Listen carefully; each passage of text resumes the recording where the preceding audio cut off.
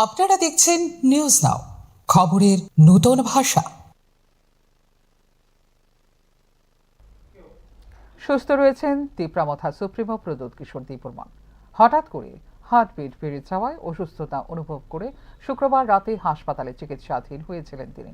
রাজ্যের একটি বেসরকারি হাসপাতালে তাঁর চিকিৎসা হয়। মথা সুপ্রিমোর অসুস্থ হওয়ার খবরে হাসপাতালে ছুটে আসেন প্রশাসনের আধিকারিক সহ দলীয় নেতৃত্ব।